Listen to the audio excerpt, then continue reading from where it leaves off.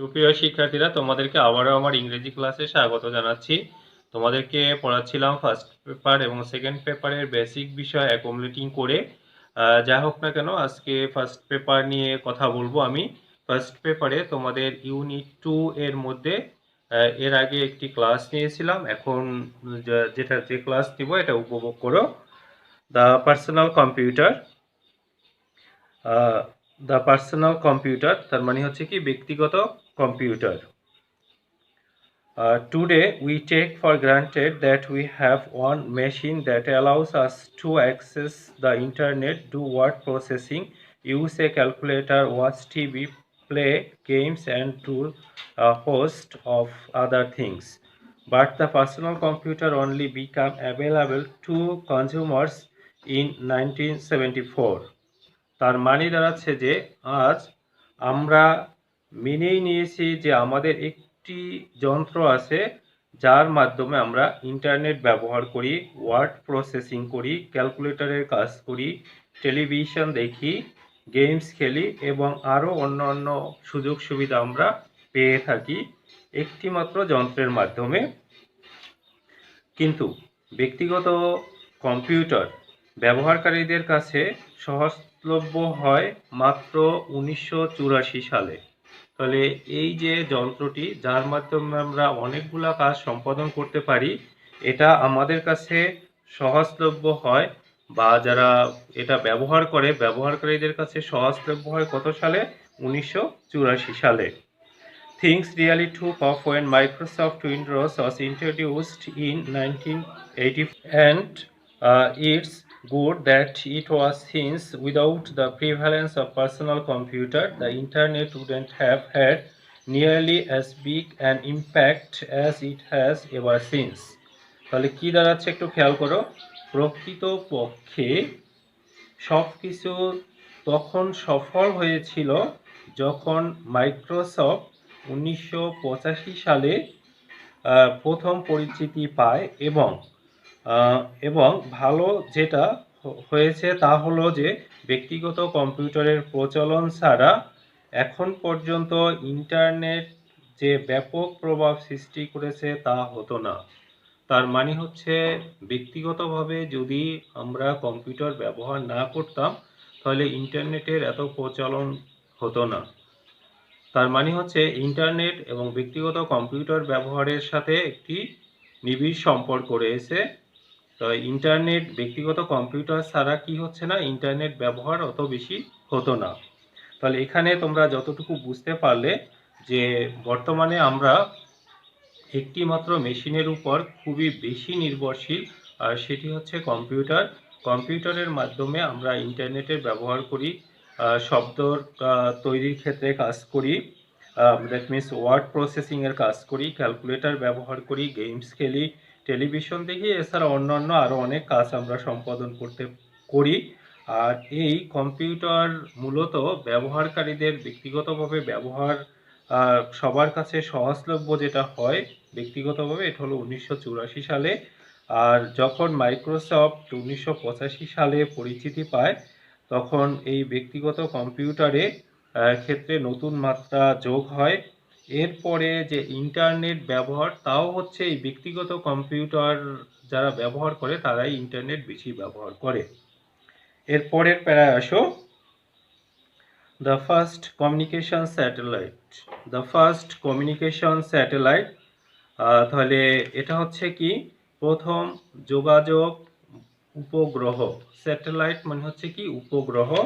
তাহলে প্রথম যেটা কমিউনিকেশন কি, দ্যাট মিন যোগাযোগের উপগ্রহ।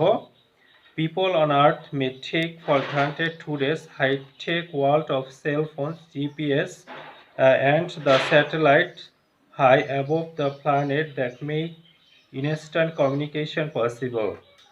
তাহলে পৃথিবীর মানুষ যারা, একটু খেয়াল করো যে পৃথিবীতে মানুষ সেলফোন, জিপিএস ও গ্রহের অনেক উপরের উপগ্রহগুলো যা তাৎক্ষণিক যোগাযোগ সম্ভবপর করেছে সেগুলো বর্তমানে উচ্চ প্রযুক্তির দুনিয়া মেনে নিতে পারে। তার মানে এই পৃথিবীর মানুষ, এই গ্রহের মানুষ এর উপগ্রহতে এই পৃথিবীর উপরে অনেক কিছুই আছে যেগুলো কি হচ্ছে, যেগুলো আমাদেরকে উন্নততর যোগাযোগে খুবই সহায়তা করছে। এরপর আসো, but it all began 50 years ago with one giant space balloon. কিন্তু এটা শুরু হয়েছিল মাত্র 50 বছর আগে এই উপগ্রহের একটা বেলুনের আকৃতি নিয়ে। তা উপগ্রহ 50 বছর আগে বেলুনের আকৃতি ছিল। তারপর হচ্ছে 10 July 1962 mark the birth of satellite communication.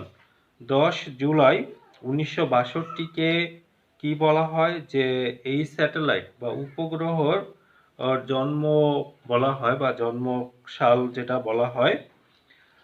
On this day the Telestar satellite commenced its journey into space and became the first ever active communication satellite.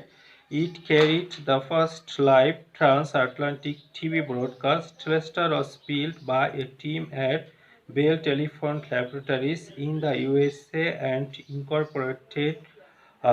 incorporated many innovations such as the transmitter and the such as the transistor and the 3600 solar panel that powered the satellite.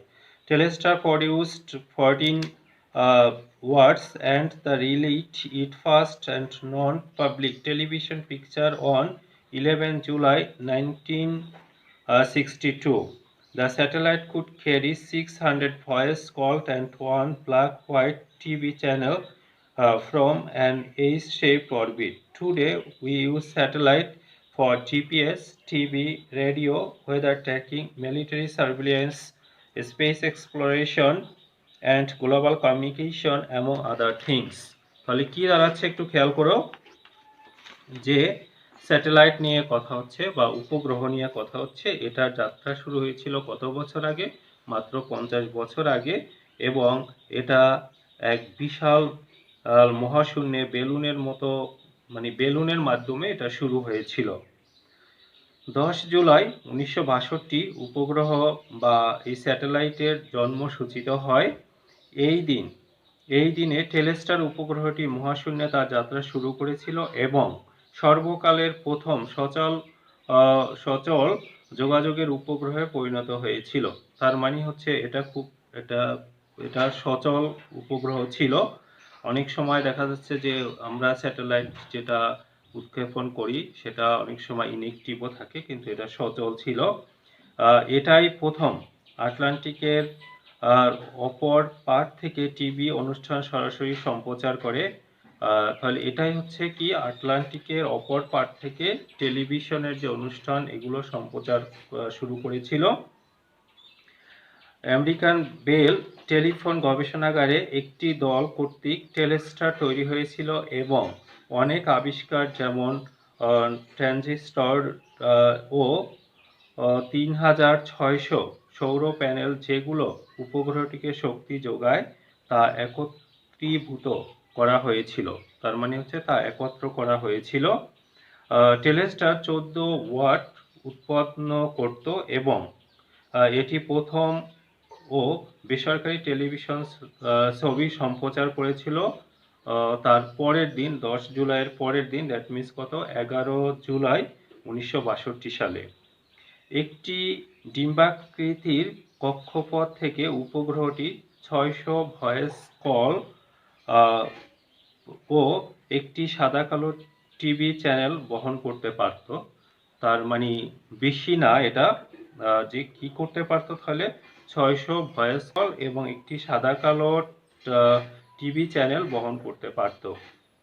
অন্যান্য কাজের মধ্যে বর্তমানে আমরা GPS, TV, radio, আবহাওয়া বার্তা, তারপর হচ্ছে সামরিক নজরদারি, মহাশূন্যে অভিযান ও বৈশ্বিক যোগাযোগের উপগ্রহ ব্যবহার করে থাকি। তাহলে আমরা যে উপগ্রহ বা স্যাটেলাইটের কথা বললাম এটার শুরু তাহলে এটার মূলত যাত্রা বেশি দিন আগের নয়, তখন এটার ক্যাপাসিটিও কম ছিল। এটা একটি মহাকাশে একটি বেলুনের মতো মানে ছিল। এটা হচ্ছে 1962 সালের 10 জুলাই এর যাত্রা শুরু হয়েছিল। তার পরের দিন থেকেই মূলত এটা কি করতে পারত, এটা 600 ভয়েস কল এবং একটি সাদা-কালো টেলিভিশনের অনুষ্ঠান সম্প্রচার করতে পারত। আর এখন বর্তমানে আমরা এই স্যাটেলাইটের মাধ্যমে অনেক সুযোগ সুবিধা পেয়ে থাকি। যেমন আমরা জিপিএস, টিভি, রেডিও, আবহাওয়ার বার্তা, তারপর হচ্ছে সামরিক নজরদারি, মহাশূন্যে অভিযান এবং বিশ্বের যোগাযোগে আমরা যে কোনো ক্ষেত্রে যোগাযোগের ক্ষেত্রে আমরা কি এই উপগ্রহ বা স্যাটেলাইটের ব্যবহার করে থাকি।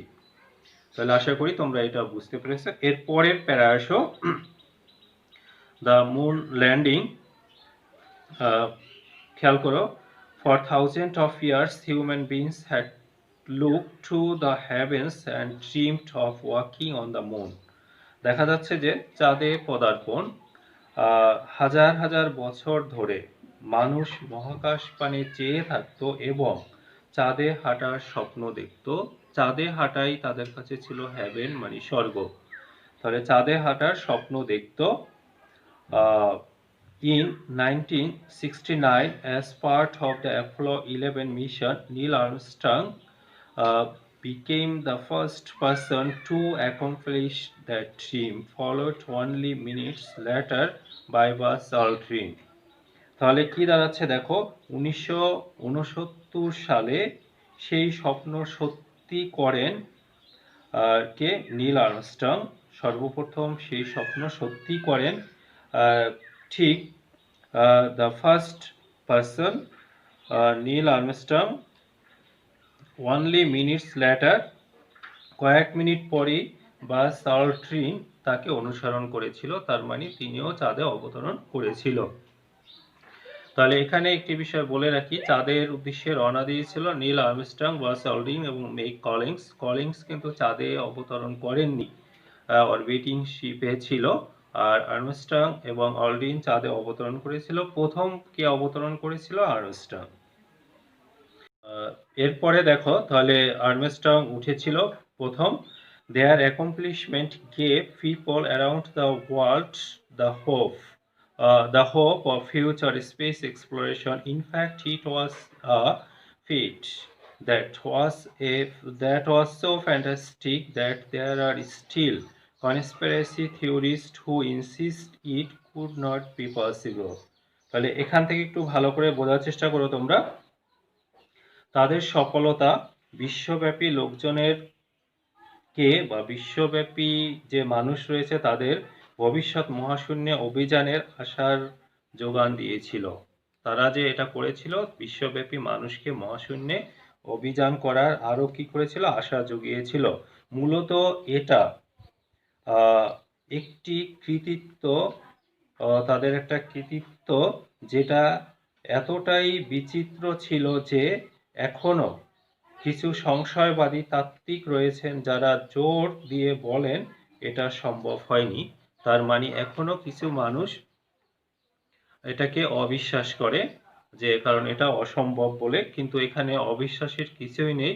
তোমরা জানো কিছুদিন আগে চীনের চন্দ্রযান দেখা যাচ্ছে যে তারা কি করেছিল, মহাকাশে গিয়েছিল এবং তাদের চন্দ্রযানের নাম কি ছিল?